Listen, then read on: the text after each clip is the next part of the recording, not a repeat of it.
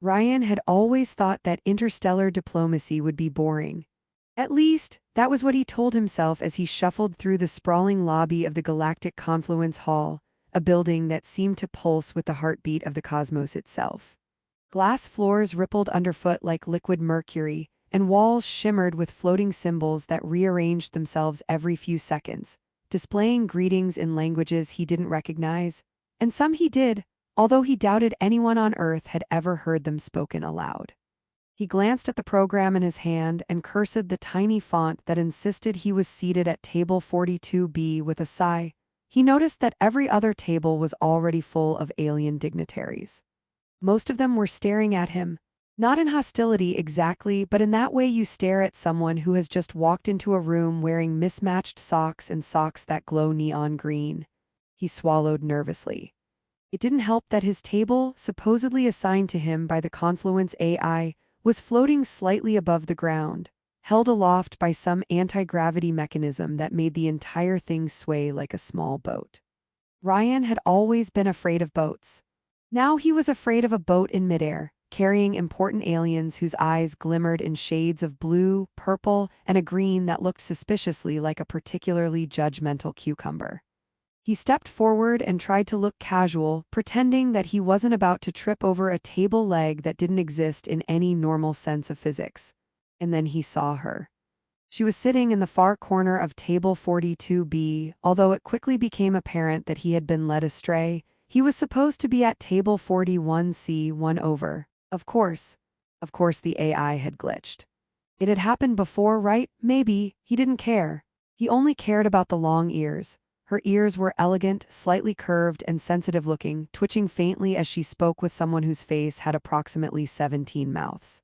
She looked human in every other way, skin like pale moonlight, hair dark and flowing, eyes sharp and bright.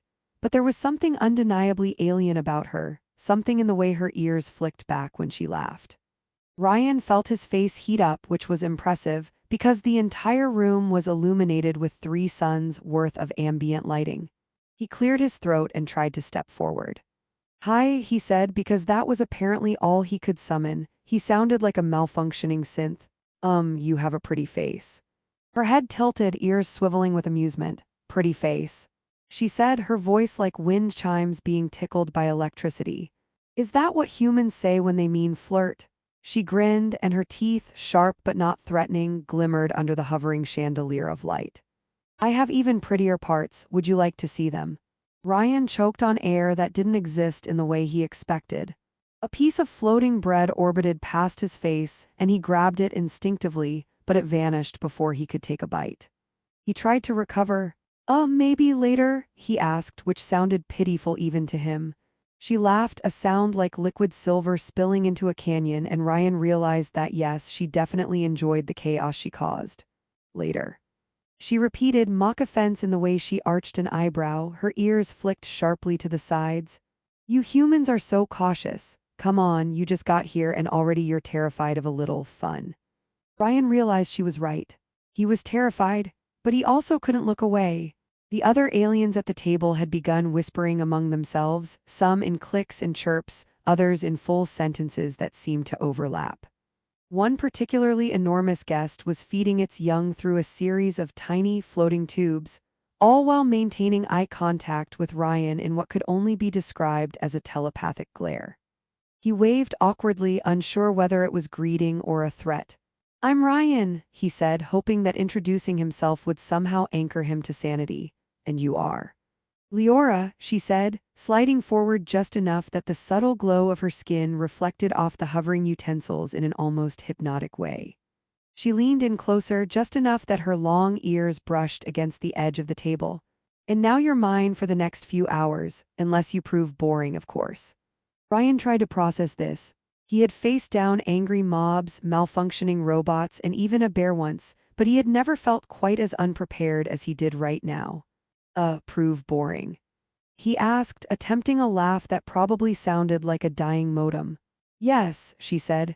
"You see, I collect stories. Boring humans do not make interesting stories." She twirled a finger and a tiny holographic image of him appeared above the table, performing a series of comically exaggerated gestures. "And look at you. You already provide amusement without even trying. Ryan looked at the hologram and groaned. I think that's not a good thing. On the contrary, Leora said, tilting her head so her ears pointed straight up, a signal he guessed meant delight. It's perfect. She leaned back, letting the faint glow of her hair create an almost halo-like effect. I hope you like surprises. You're going to need a sense of humor where we're going. At that moment the table shivered, literally. The floating platforms shifted in a wave-like motion, and the silver spheres hovering above began rotating erratically, releasing tiny bursts of confetti that smelled faintly of peppermint and ozone. Ryan flailed for balance and Leora laughed, clapping her hands in amusement. You are human, she said, almost philosophically, as though she were contemplating the intricacies of quantum mechanics while simultaneously teasing a mortal. And humans are fragile, entertaining but fragile. Luckily, I like fragile, it makes the eventual chaos more fun. Ryan swallowed, feeling both alarmed and exhilarated. Chaos, he asked. Oh yes, she said. The banquet is only the appetizer. She winked, and for a moment Ryan swore her ears twitched like antennae tuned to mischief. Later, we'll explore corridors you didn't know existed, play games where the rules shift constantly, and encounter creatures that probably should not exist in the same room. And if you're lucky, you'll survive it all with your dignity mostly intact. He tried to imagine surviving with dignity while clinging to a floating table as alien dignitaries snickered at him telepathically. His pride was already compromised. His brain felt like it was simultaneously running 10 different simulations, all of them resulting in him tripping or spilling an iridescent drink across a holographic map of the galaxy. He glanced at Leora, whose gaze held a mixture of amusement and challenge, and realized he didn't care. Not really. The danger, the chaos, the absurdity, it was intoxicating.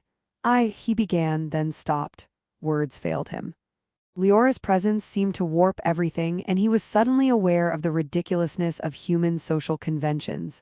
Compliments felt quaint. Fear felt quaint. The entire galaxy seemed quaint compared to the mischief that sparkled in her eyes. She leaned forward again, her long ears brushing against a hovering orb that suddenly exploded in tiny sparks. Are you coming, Ryan, or will you cower behind your human fragility forever? Ryan straightened his shoulders, though he wasn't sure he had any shoulders left unshaken from his balancing attempts. I'm coming, he said, trying to sound bold. But I get a warning if there are any more surprises. Leora laughed, a sound that bounced off the walls like liquid crystal. No warnings, life is more fun that way.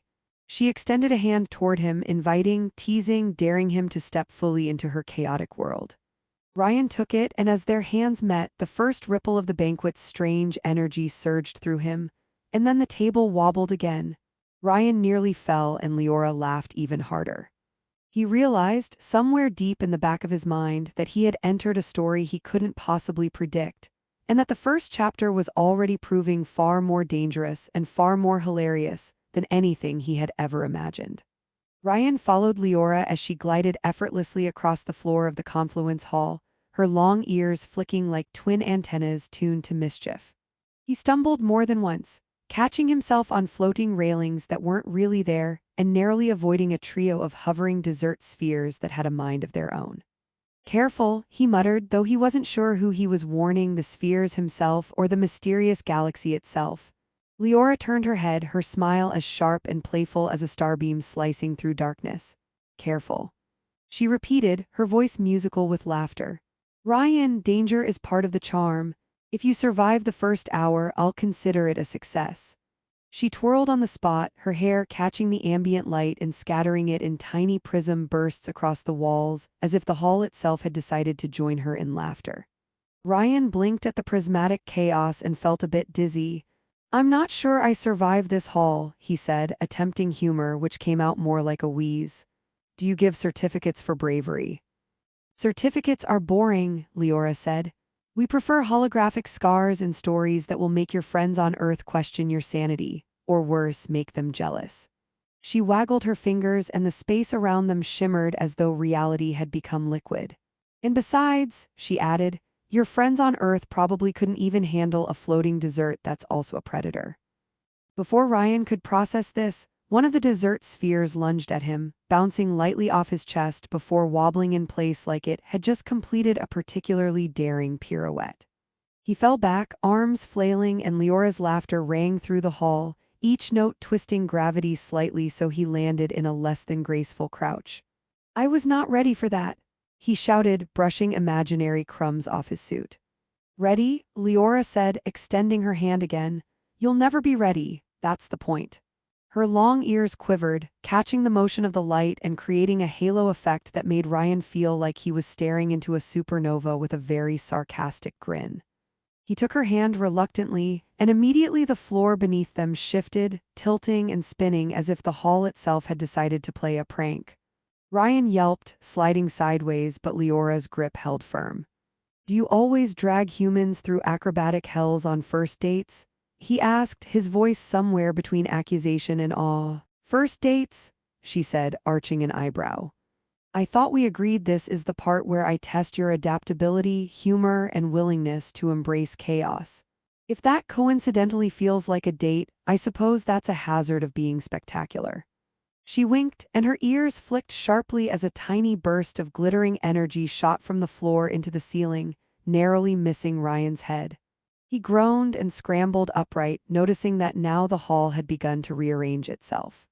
Tables floated higher, corridors bent at impossible angles, and a series of translucent bridges stretched like spiderwebs across vast empty space.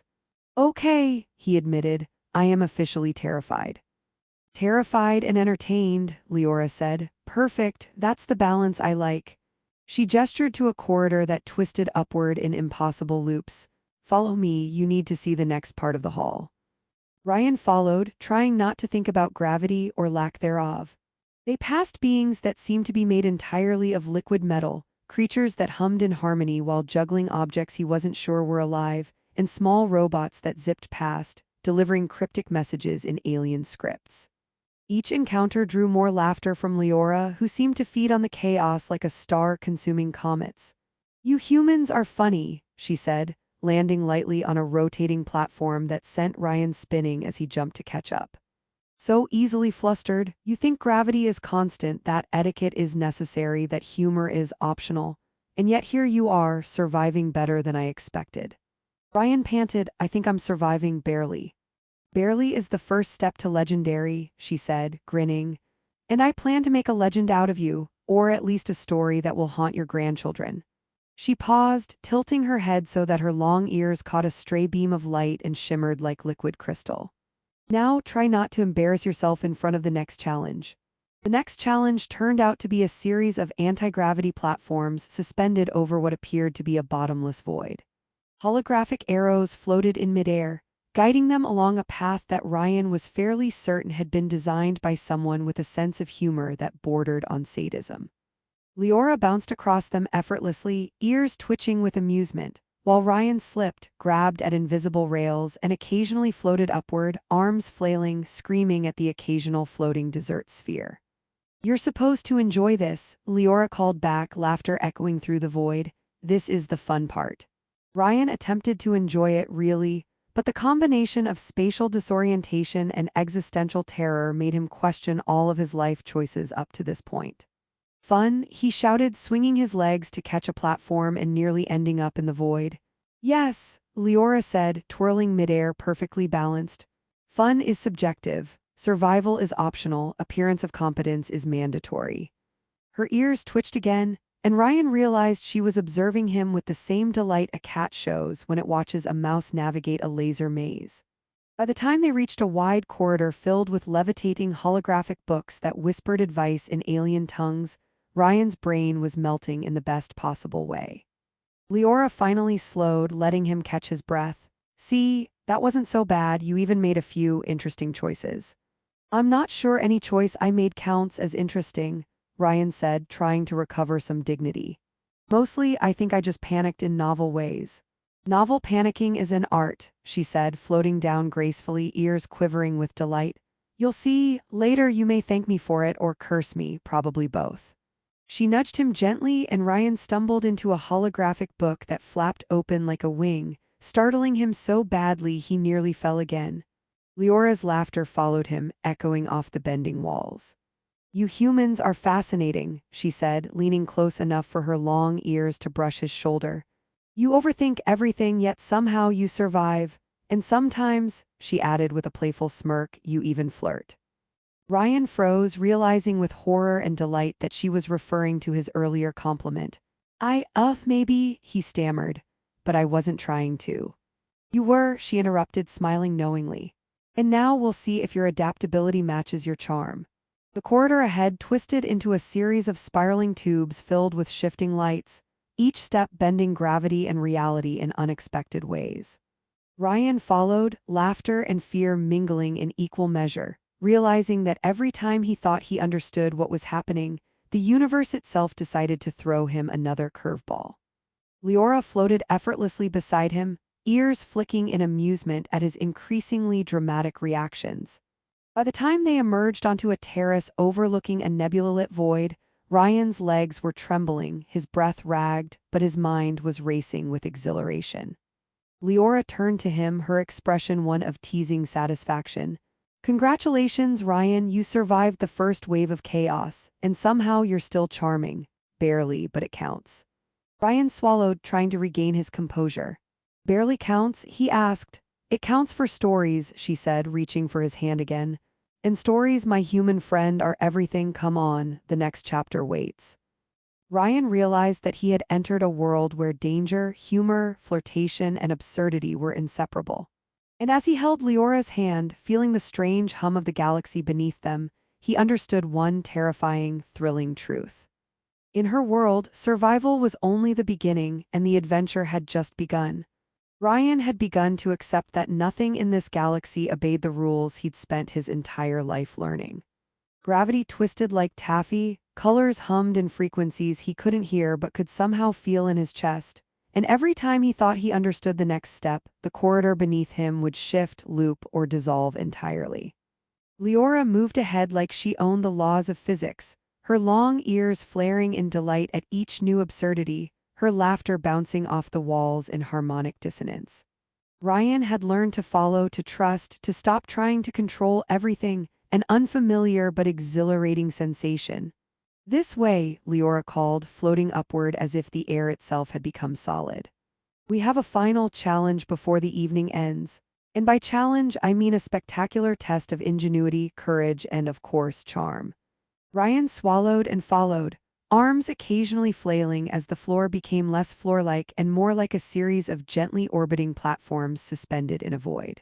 He tried to keep pace, but even when he stumbled, Leora's grip on his hand kept him from tumbling into nothingness.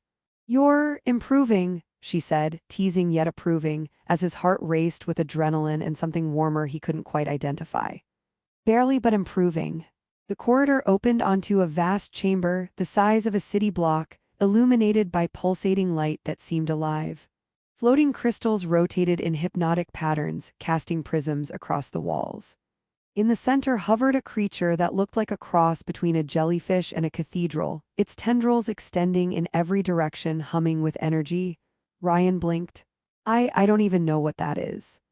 "That," Leora said, ears twitching, "is the archivist. It catalogs stories, and today it will catalog ours. Don't worry, it doesn't bite much."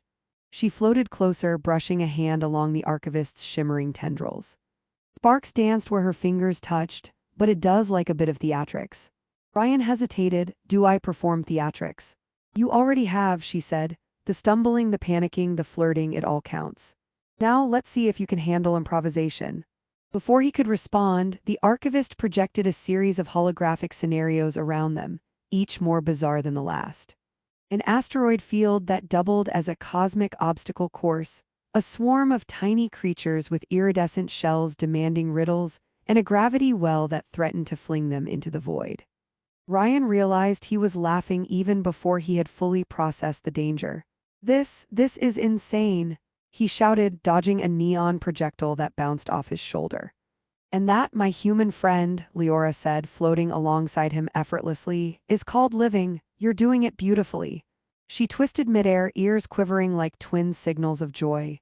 "See. Chaos isn't so bad when you're prepared to dance with it." Ryan grinned, feeling a thrill he had never known. He had always been cautious, controlled, reluctant. Here he was neither. Here he was alive, laughing, improvising. He began to match Leora's pace, leaping and twisting in ways that surprised him, dodging holographic dangers and occasionally flubbing spectacularly, which only made her laugh louder.